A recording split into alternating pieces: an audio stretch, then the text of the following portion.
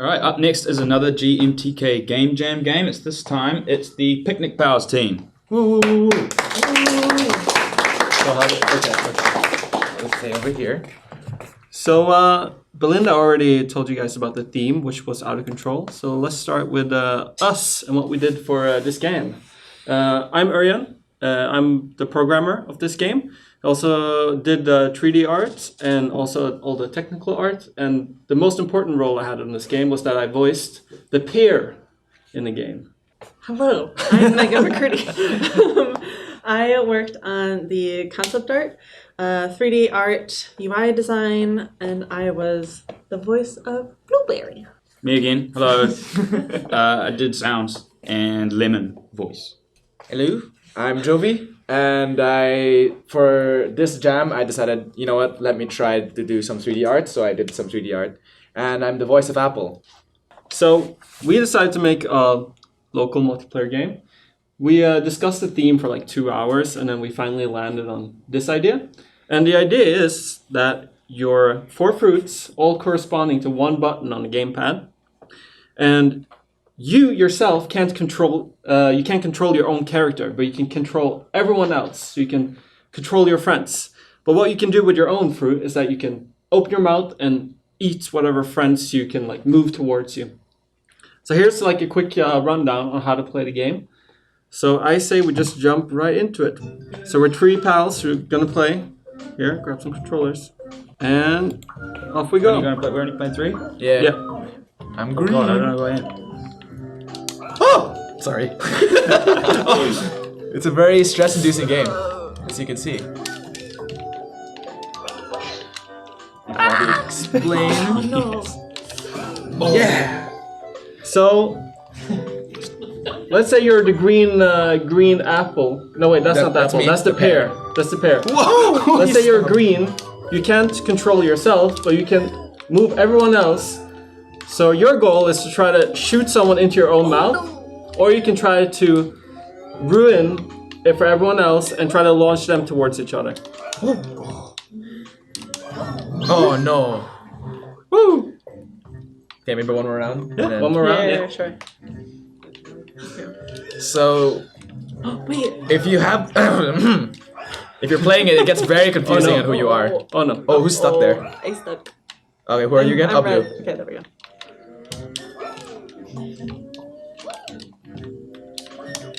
Oh, wait. We have to show. We have to show off Adam's sounds. Oh no! No, we can do that. Alright, yeah.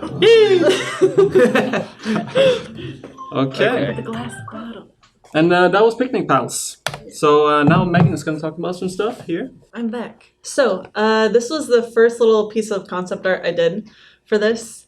I don't know, I just had immediately, like, the first thing I drew when we were in, like, the meeting room, just coming up with ideas with, like, a really wonky looking fruit with the mouth.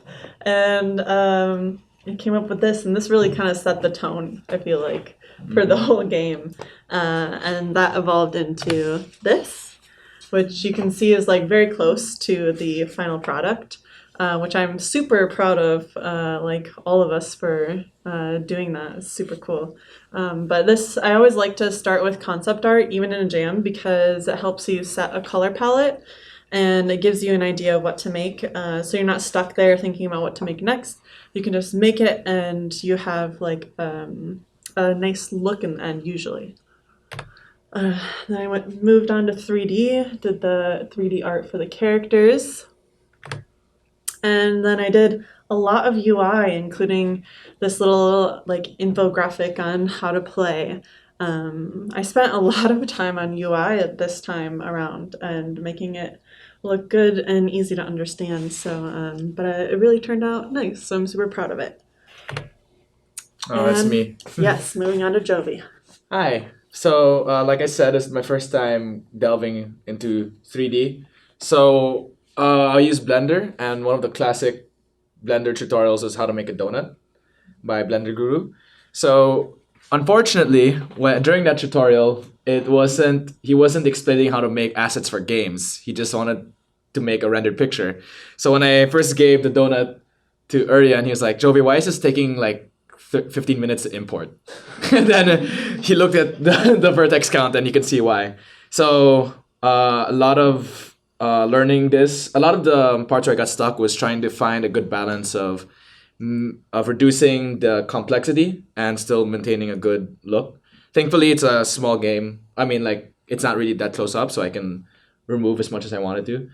And then other challenges were just like trying to work with 3D for the first time. Thankfully, Megan was there to help me guide the art direction decision, so I didn't really have to think too much about if it's too chunky, too thin, etc. All I had to do was focus on building it. So these are all the assets, minus the bushes and mountains in the background. These are all the assets I made. Not all of them made it in, unfortunately, but I'm glad the donut made it in. And I think this was a great way to break into like a new skill set, because a lot of times when we think, oh, I've always wanted to learn this, but we always like, shuffle our feet around. So Game Jam was definitely a good way to dive in, basically.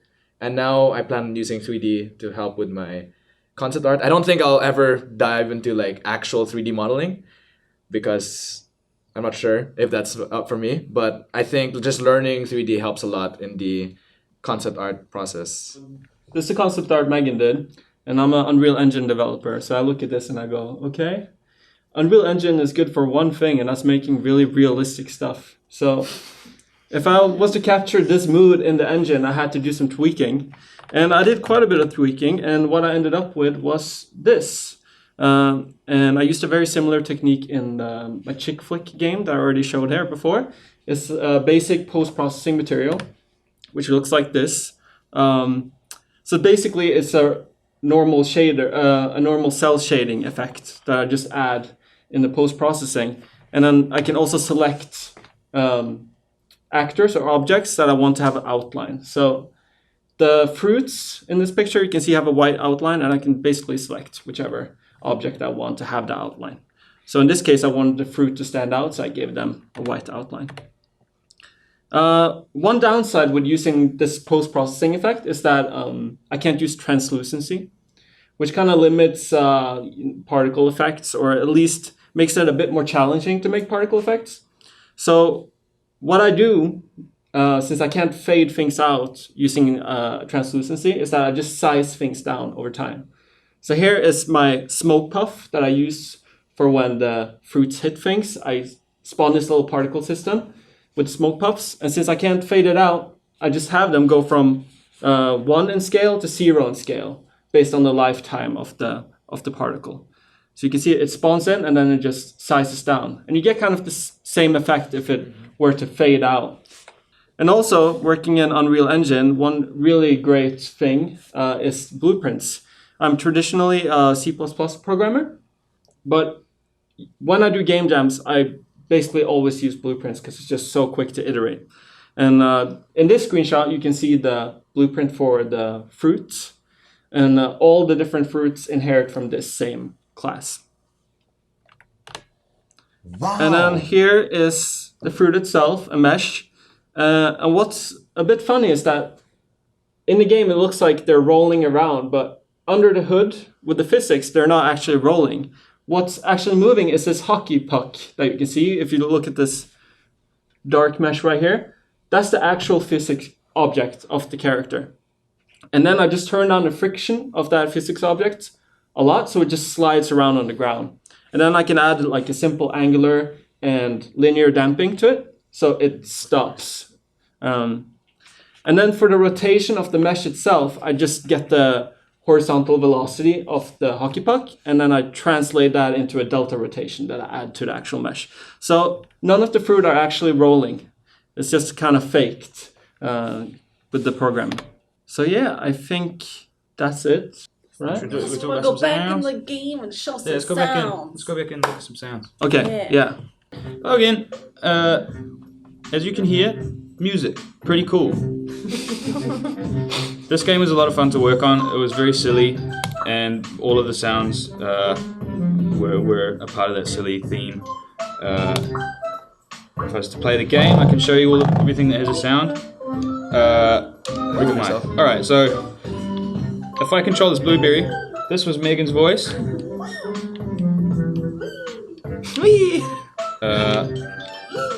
The red one was Jovi. Hello. I'm the Yellow was spokesperson me, of Apple. and the most OP sound was Ørjan. And basically everything has a separate sound. Actually, about half the things have their own individual sound. One of those is this duck here, so I can run into it. Did it do it? Wait, do it again. Did it do it? There you Yeah, go. I can hear it. Yeah. So it's got a duck sound and then a little squeaky toy. Another one is this lute, along with some particle effects.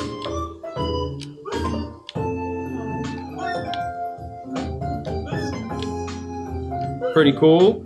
Another one is the wine bottle. So it's got the glass sound and then also some liquid moving in there. The glasses as well all makes different sounds. And the last one was the basket. If I can hit it. You hit it. I can hear it. Oh! Wow, look at that. The game is perfect in every way. There's no bugs. Do you want to talk about the... Sure. Alright, this is story very of good it. information for all of you. Yeah. Yeah, something new we learned. Yeah, a little FYI for everyone who makes Unreal Engine game. And if you're gonna build your game, make sure there's no folder in your game or in your project called Apple. We happened to make a fruit game, so of course we had a folder called Apple, which Unreal Engine didn't like. That's a restricted folder name. So the game project build failed in the last second when we were gonna submit our game for the jam. So we found out, and of course it was Adam who named the folder Apple. Right here. But we learned, so we won't make a folder named Apple again. And I think let's maybe look at the itch.io page. Yeah. So if you guys want to go play the game, you can go on to itch.io. It's called Picnic Pals. But here's the itch.io page that Megan designed and I wrote. And here you can see some screenshots. And generally, it just has the same cute aesthetic that's already in the game. And here's our favorite screenshot. So, thank you. Does anyone have any questions? Was it just you working in Unreal and everyone else on asset creation, or were multiple people working in Engine? I was the only one in the engine. So when we were all like, we're done with our assets, everyone's like, oh my god. Going Super Saiyan. Oh, one more. Okay. Jovi, if you're continuing to do 3D from now.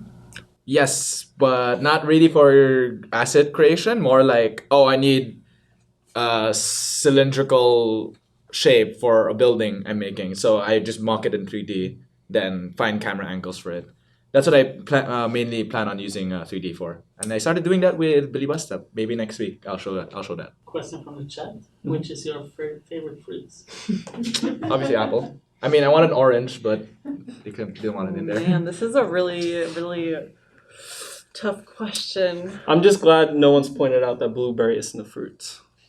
Because it says be the last fruit standing, and there's a blueberry in there. So I'd say blueberry is my favorite fruit. Not a fruit. It's a berry. Are berries fruit? I would assume so. Yeah, berries are fruit. Standards. I mean, Yeah. Okay. I was like, you almost blew my mind. I was like, berries are My fruits? answer is the pear, because every time I hear it, my mind goes back to the recording session where he made a fool of himself. It's wonderful. Like I just did now. Yes, James. so there's a question in the chat which also is similar to my question. Is this something you will continue working on? The person in the chat is asking if you would make online multiplayer support for it. It wouldn't be much of a hassle to make online support for it. But we haven't really discussed it that much if this is something we want to keep working on. Yeah. We're certainly open to at least add a new level to it. We kind of want to make a beach level. Mm-hmm. And also we have in the game a level select. We just have one level. We were very ambitious when we started. Yeah. How's the feedback been? Are people actually playing it, etc.? Well, we haven't put in too much effort to like rate Look other at the games, comments. which is kind of Look how at the comments. the But system they're works on for the this other- jam. One person. So if you don't put in that effort, you're not gonna get too much out of it. But we've gotten some good feedback, I think.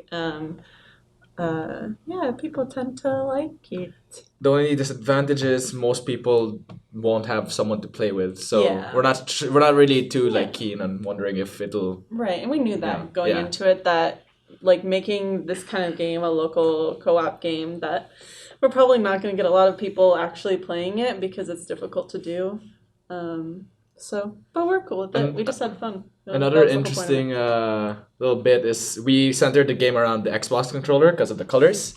So like anyone with a PS4, Steam controller, or whatever controller, like they might be very confused on how to play. Yeah. Because it's very confusing when you actually start playing it. Right. Ørjan, Yeah. you mentioned you are a C++ developer, and in Game Jam games you prefer blueprints. Yeah. What would be the decision when you said, well, you make the game in this scope, or maybe you work on it 2 weeks to make a final published product? Would you also start with blueprints, or would you start directly with C++? It kind of depends on the scope of the project also, what kind of stuff that is accessible already in blueprints, which is most stuff. Like most of the C++ backend of Unreal Engine is accessible through blueprints. So it kind of depends on what kind of functionality the game needs. Usually I prefer working in C++. I find it more enjoyable. So therefore I worked mostly in C++. But there's no denying that when you're making a 2-day, 3-day game, blueprints are so much quicker than C++. So it depends. Mostly I work in C++, but if I have 2 days to make a game, I'll use blueprints. The iteration with C++ is so slow because the recompile takes so much time, or what's the problem with it? Yeah, also there's like blueprint nodes that basically have all the functionality of like 10 lines of code. So instead of writing 10 lines of code, I can just use one node. For example, if I were to get the average location from an array of vectors, that's already a built-in blueprint node. So I can just get an array of vectors and then get the average location between those vectors. While in C++, I would have to write a couple of lines of code to get that working. So just in general, it's quicker. Yeah. All right. Woo! Thanks.